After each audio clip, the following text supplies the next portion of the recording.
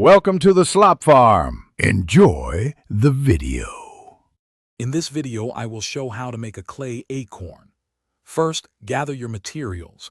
Air-dry clay, a small knife, and something textured for the cap, like a small pine cone or a piece of lace.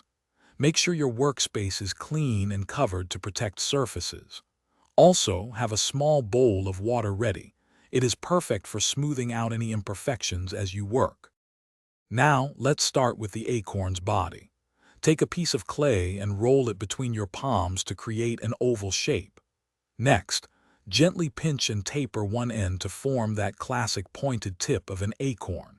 If you see any small cracks or lines, just dip your finger in water and lightly smooth them away for a perfect finish. For the acorn cap, take another smaller piece of clay and flatten it into a thin, round disc. Now, press your chosen textured object, like a small pine cone or a piece of fabric, onto the clay disc to create a realistic cap texture. Carefully attach this textured cap to the wider, rounded end of your acorn body, pressing gently to secure it. Once your acorn is fully assembled, it's time for drying.